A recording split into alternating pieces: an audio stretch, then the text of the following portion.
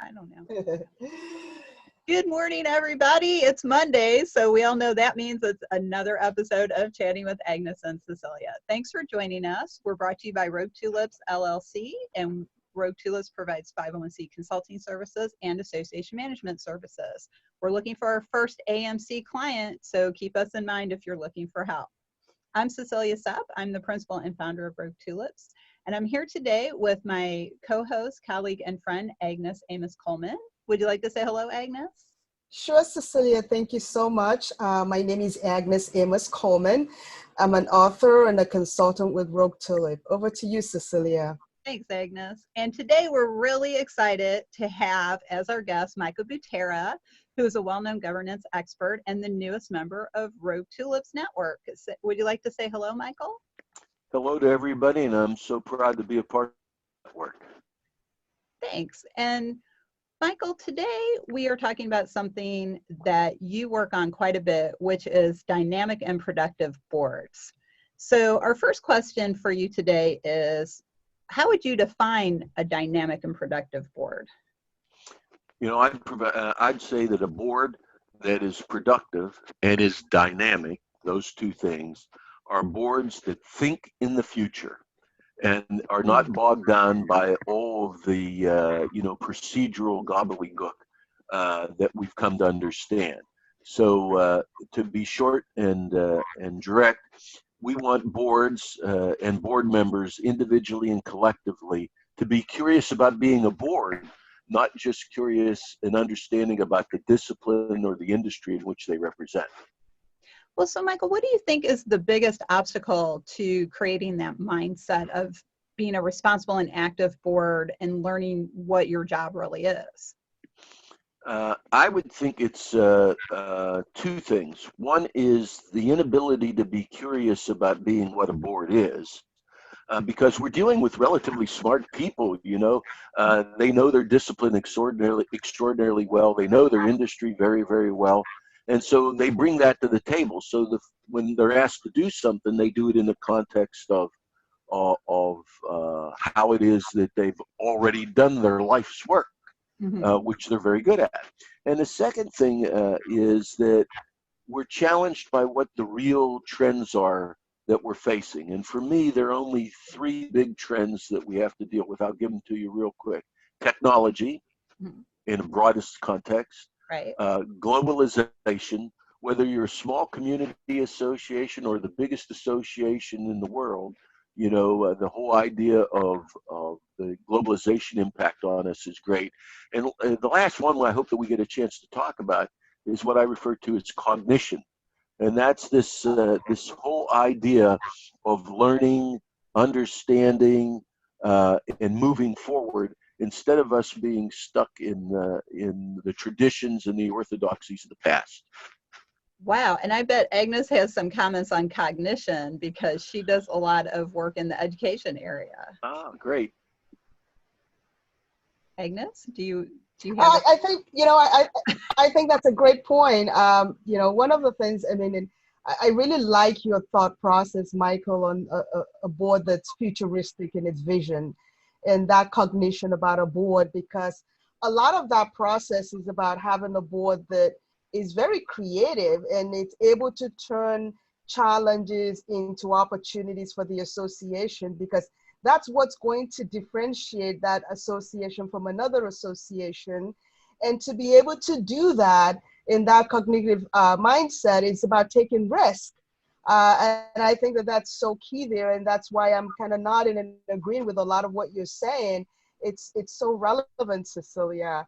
Having a board that's willing to take risk. We have a lot of board members that are not risk takers.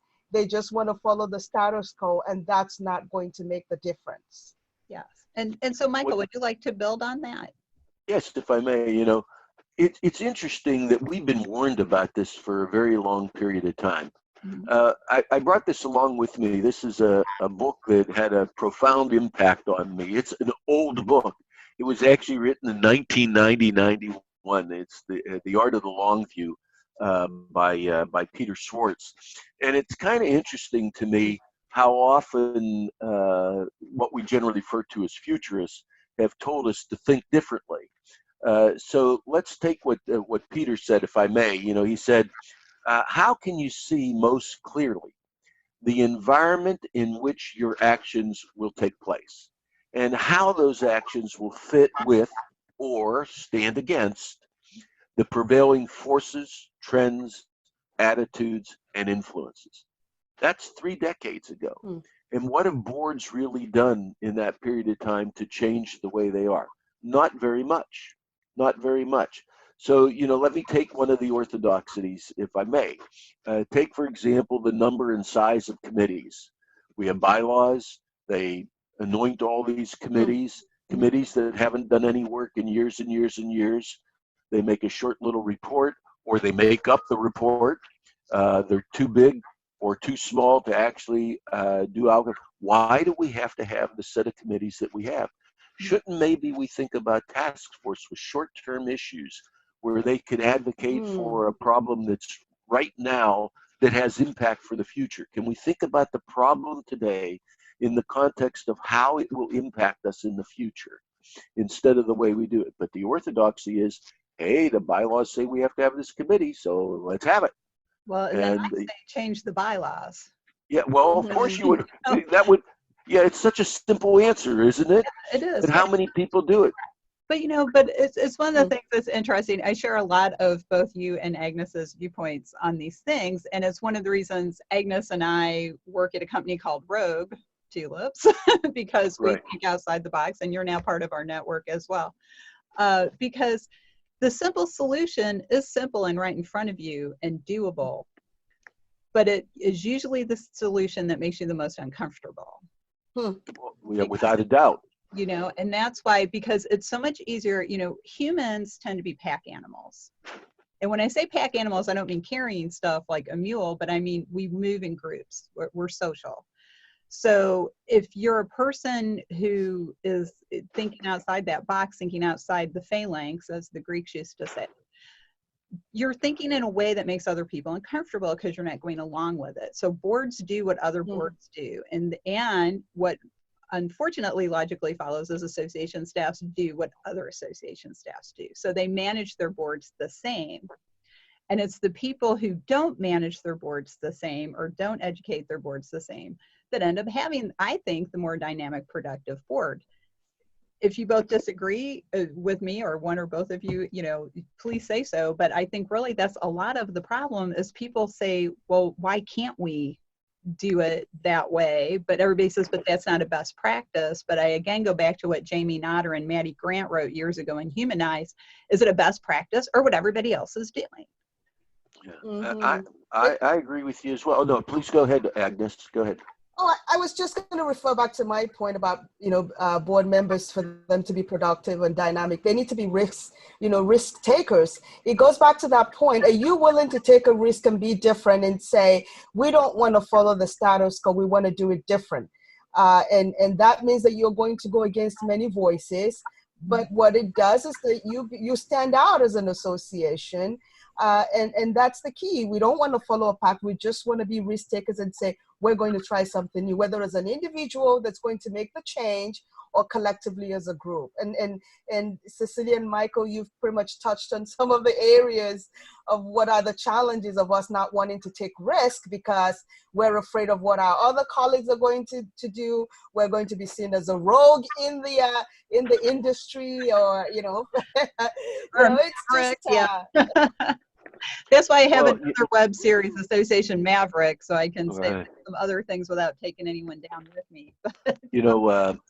Again, we can learn from the past. We don't have to live in the past. And we can learn. That again. Yeah, I said we can learn from the past. We don't have to live in the past. People misunderstand risk, because they want to survive and thrive, as they always say. Well, surviving and thriving is pretty important, but they sometimes misunderstand what it means to survive. So we get stuck with old thinking or myths. It's like, think of Darwin for a few seconds. People say survival of the fittest. The truth is, he never said that. He didn't say survival of the fittest. What he said is, in the struggle for survival, the fittest win out at the expense of their rivals because they succeed in adapting adapting themselves best to the environment that they're in. And this is a new environment. We live in a new century. Good grief, 1/5 of the century's gone, and we're still calling it the new century. I know. You know, uh, that's 20 years, 2 decades gone out of the way. So we have to adapt to this new Wow. environment. And boards that do will be strong, positive, productive boards. Boards that don't will not. And they have to break away from, as you said earlier, not willing to take risks. It's really bad. Or another one where chairs rotate in 1 or 2 years. They come in and their big thing is the theme for the conference. Mhm. What is that? I mean, was there any research behind the theme, or is what I just believe in my deep heart? I'm not against I'm not against belief. That isn't what I'm trying to say. I'm just saying it doesn't make sense. So the chairs, they're really a leader among leaders, and their job ought to be more of a facilitator and a steward as much as a leader. And we confuse these words all the time. A strong leader. Well, what we need are people that help others, be willing to take a risk, be willing to see it in a new way, or as you say, the rogue element, if you would, of Right. where they're at. So that's what I try to get boards to see and understand and do through various processes, obviously. I think that is fascinating, the Charles Darwin quote, because I have heard that before, that he didn't actually say survival of the fittest. We just abbreviate it that way. But that quote, if you didn't know it was Charles Darwin, you would think it was from a book about board management. Yeah, that's correct. Development. It sounds Right. just like advice you would give a board. That's so interesting. And I also think, on the leadership issue, you do have to train leaders. You can't just take somebody from an industry or a profession, stick them in a boardroom, and expect them to know what to do. And I think, and I'll probably get some pushback on this again, like when I suggested it 2 years ago, I think that boards should be required by the IRS to have 6 to 12 hours of training every year that they are on the board. Because there's nothing wrong with that idea. In fact, I would second it. There's a need for people to learn to be a board. It's not that they're not smart. They're smart. But are they smart about being a board? So you make an excellent point. Yeah, well, and the thing is, they're smart. Thank you for that. But also, they're smart, but there's also using that knowledge and applying new knowledge in a different way. So one of the more successful things I figured out earlier in my career is to help volunteers take what they already know how to do and apply it in a different environment. And a lot of times, it's that just shifting of thought of, well, I do this. I know how to do this thing. Like the example I always give is when I used to work with the otolaryngologist, and I would go around talking to them about marketing their practices. And I would say, you could go down to the local chamber of commerce or to the garden club and talk about what it means to be an otolaryngologist or an ear, nose, and throat specialist. And they would say, oh, I can't do that. I can't do public speaking. And I would say, but you do grand rounds, right? Because all grand rounds it's a huge presentation of a specific case, and you do slides and you answer questions, and then they'd say, oh, you're right, I can do that.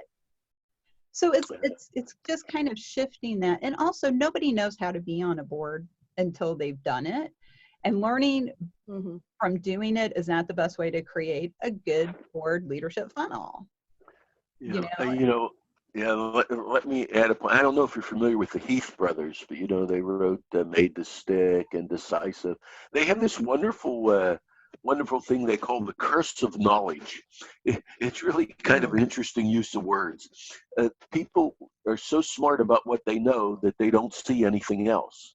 It's a curse sometimes to know so much. So if you're in a professional society, like you were just mentioning, why, of course, that business backwards and inside out. Does that make you a board member? Does that make you understand a board? Or if you're in an industry where you're the CEO or the COO of an industry, you're pretty used to people just doing what you say.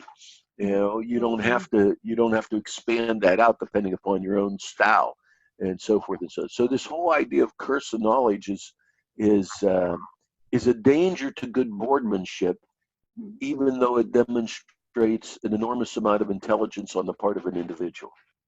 I love that Mhm. phrase. That's interesting. And wow, this is such a great topic. We're down to like our final 2 minutes here. So let's have some final thoughts. Agnes, what are your final thoughts on this topic? I think it's important that board members be champion of their organization or associations, and that comes with them being the member of the organization anyway, and the relevant skill sets that they have. But I also do definitely agree that there is a need for training of our board members periodically to help them enhance their leadership skills, and not just enhance the leadership skills, but really getting them to go out of their zone, zone of comfort and become risk takers in different areas of their business. And the different areas of their business would mean making certain decisions that are not comfortable within their peer group to be able to better the goals and the mission of the organization. That's great. Thank you. And Michael, your closing thought, what is it you'd like people to take away today? Well, what I'd like to say is I'd like to use a quote by Mark Twain. I You love that. know, he's always a good guy to go looking after. He said, 20 years from now, you will be more Mm, disappointed by the things that you didn't do than the ones mm, that you did do. So he says, throw off mm. the bowlines, sail away from the safe harbor, catch the trade winds in your sails, explore, dream, and discover. We do that, we're going to have great boards. That's That's wonderful great. closing advice, Michael, for our boards. Thank you so much. And again, welcome to the Rogue Tulips Network. We're looking Well, forward to working together with you to help clients in the yeah. future. And Michael, if somebody wanted to contact you directly, how would you like them to do that? The best way is probably email. So I can be found at Michael B at associationactivision.com. Great. So Thank you. thank you very much. It's been a pleasure being with both of you today. Thank you. And Thank you, we'll definitely Michael. have you back. We have repeat guests when they have a lot of information to share and knowledge like yourself. So for Agnes and Michael and Great. the Rogue Tulips Network, I'm Cecilia Supp, saying thank you for joining us, and we'll be back next week with another topic. And if you'd like to learn more about Rogue Tulips, you can check us out at roguetulips.com. We're also big supporters of the 501c League. We're all members of the 501c League. And it is a membership organization for everyone in the association community and the people who love them. So check out the league at the 501cleague.net. The league's also offering an ethics course and a component relations course that provides CAE credits. So you can check out that information as well. So thanks for joining us and have a great rest of the week.